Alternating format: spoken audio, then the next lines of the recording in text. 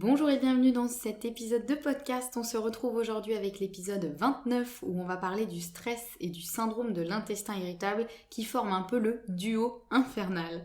Alors je ne sais pas si vous allez l'entendre mais j'ai mon chat qui ronronne sur mes genoux. Je ne sais pas si le micro va capter ces petits ronrons. Alors de quoi je voulais vous parler dans cet épisode ?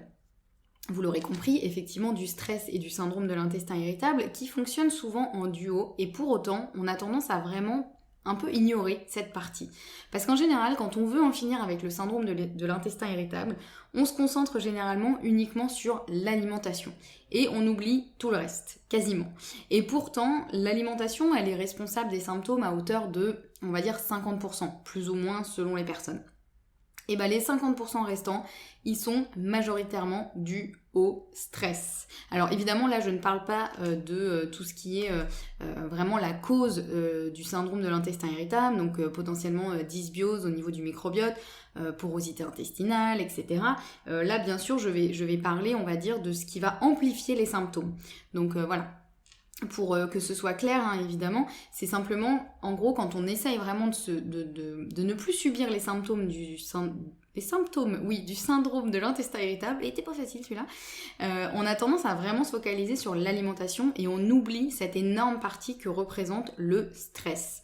Et peut-être que vous l'avez remarqué vous-même, quand vous êtes en week-end ou en vacances, que vous êtes plus détendu, que tout va bien, et bien peut-être que vous n'avez plus de douleurs, plus de symptômes. Est-ce que ça vous est déjà arrivé de vous rendre compte de ça ?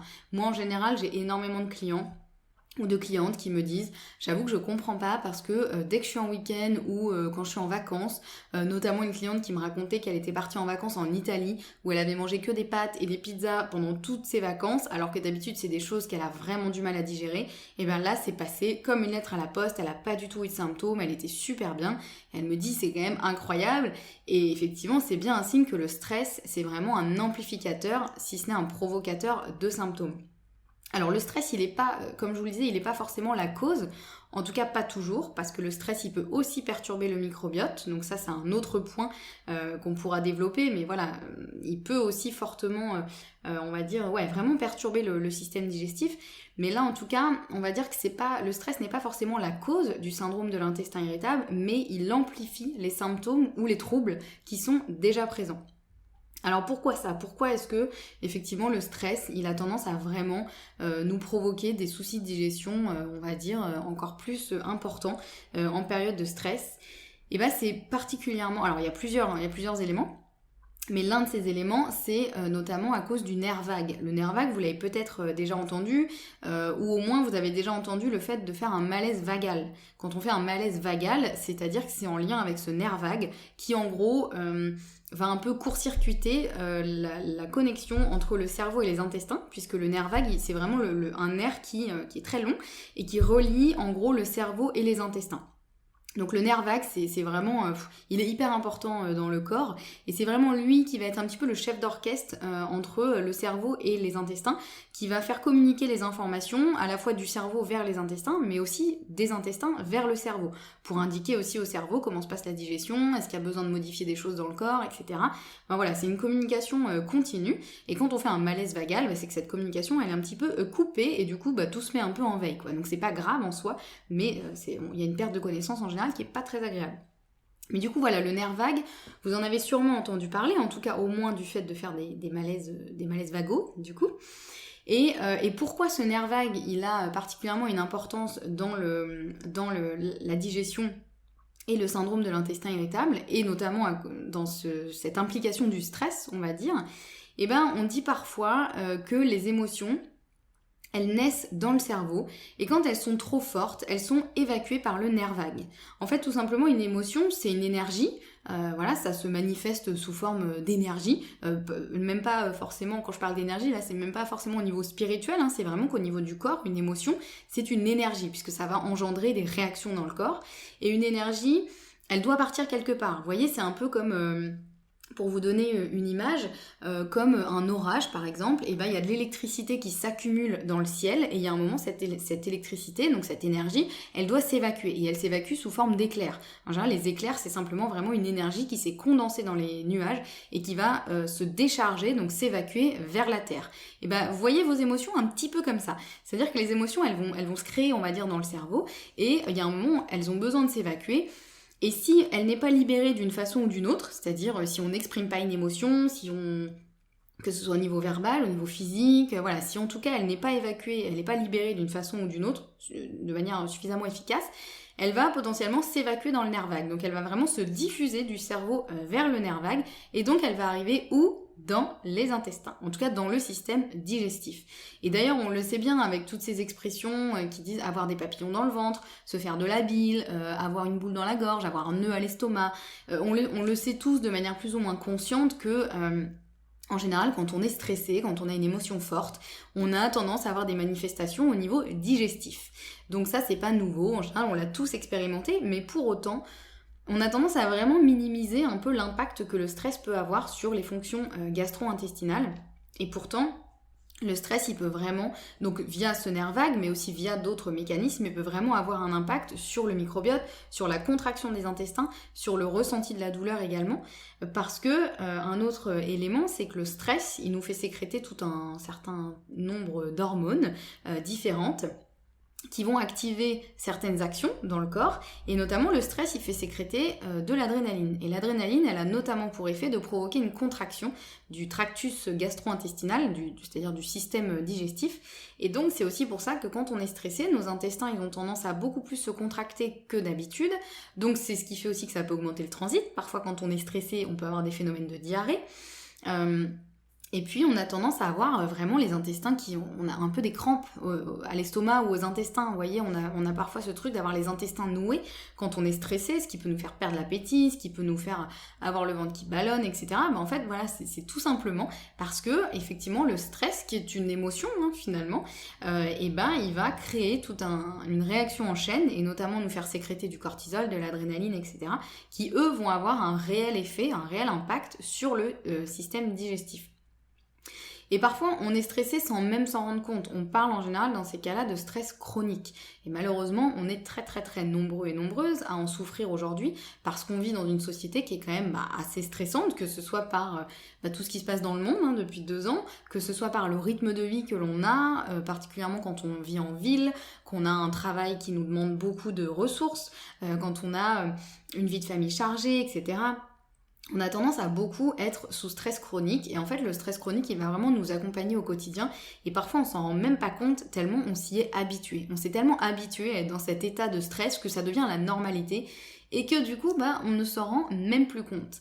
Mais du coup voilà, cet épisode il est vraiment pour vous faire prendre conscience de l'importance de traiter aussi son stress en plus de l'alimentation, parce que si vous traînez des soucis digestifs depuis un moment, que les examens médicaux ne montrent aucune pathologie particulière, ou même que votre médecin vous a dit voilà, vous avez le syndrome de l'intestin irritable, si vous avez essayé diverses choses, notamment l'alimentation sans FODMAP par exemple, mais que ça n'a pas fonctionné pour vous, il se peut que votre niveau de stress soit bien plus élevé que ce que vous pensez.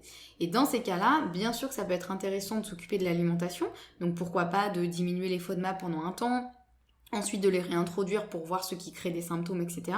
Mais il faudra aussi s'occuper du stress parce que si jamais vous modifiez votre alimentation mais que vous êtes toujours hyper stressé, ça risque d'être compliqué de vraiment avoir des résultats. Alors maintenant qu'on sait ça, comment on fait pour diminuer le stress ? C'est quand même une très bonne question. Et fort heureusement, il existe de multiples techniques. La première étape étant vraiment de le reconnaître. De reconnaître qu'on est stressé, effectivement. Moi-même, j'ai fait un épisode de podcast sur ça. C'est le numéro 17 qui s'appelle « Je suis une grosse stressée de la vie ». C'est un épisode qui, je sais, vous a pas mal parlé parce vous êtes beaucoup à vous être reconnus aussi dans ça.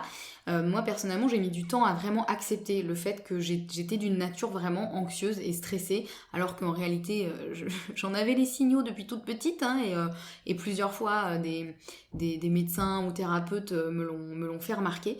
Mais je sais pas pourquoi, j'étais dans le déni total, et le fait de l'accepter, ça permet déjà de vraiment pouvoir traiter le problème. Parce que déjà rien que de mettre une conscience dessus et de se dire bah oui ok j'ai plutôt une nature stressée, c'est pas forcément moins bien, c'est pas mauvais, ça veut pas dire que je suis moins bien, que je suis faible ou que sais-je, hein, parce que je sais qu'on peut être très critique avec soi-même, donc l'idée c'est vraiment juste de se dire je suis de nature comme ça. Ça je vous en ai parlé aussi dans un autre épisode un peu qu'on n'est vraiment pas tous égaux en termes de vitalité, en termes de gestion du stress, et que c'est pas des jugements de valeur, c'est juste que bah voilà, on n'est pas constitués pareil, on est tous différents, et c'est ok, même en termes de sensibilité, hein, ça j'en parle souvent de l'hypersensibilité, mais voilà, on n'est vraiment pas tous fait pareil, donc la première étape c'est déjà de l'accepter, de le reconnaître, et de se dire bah oui ok, effectivement, je suis plutôt du genre stressé, maintenant que je le sais, je vais pouvoir faire ce qu'il faut pour aller mieux. Après, la deuxième étape, ça va être de trouver ce qui vous fait du bien.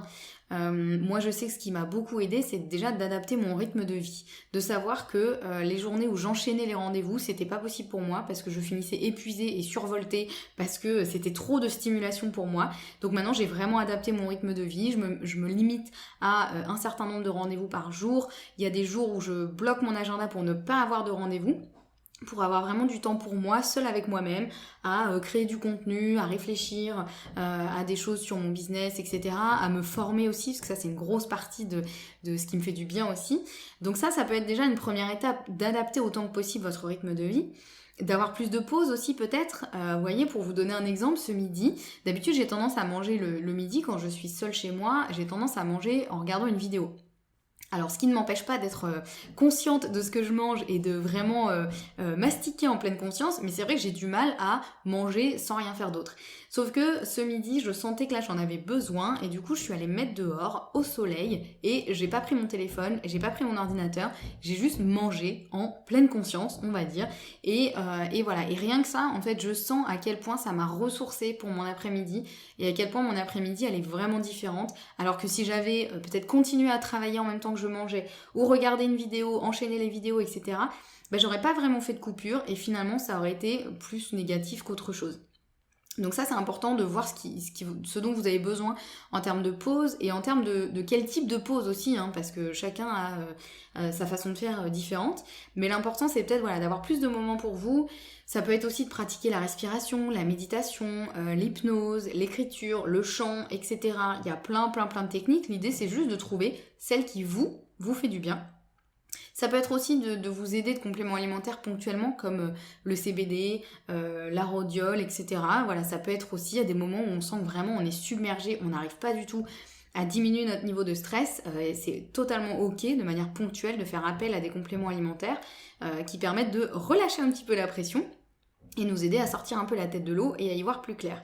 Donc voilà, en gros, il existe évidemment plein de techniques pour apprendre à mieux gérer son stress, mais encore une fois, la première étape, c'est vraiment de poser une conscience dessus et de se dire ok, je suis comme ça, donc maintenant je fais quoi? Et ça, c'est vraiment, c'est vraiment le début du chemin vers le mieux-être. Donc voilà, j'espère que cet épisode vous aura permis de comprendre encore mieux le lien qui existe vraiment entre le syndrome de l'intestin irritable et le stress, et qui vous aura aussi permis bien sûr de voir comment vous pouvez au quotidien essayer de diminuer votre stress pour vous sentir encore mieux.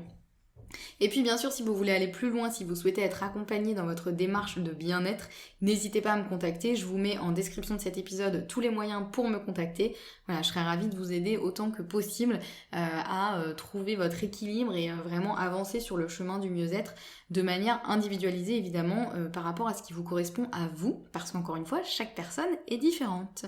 Voilà, on se retrouve très bientôt pour un prochain épisode et en attendant, prenez bien soin de vous.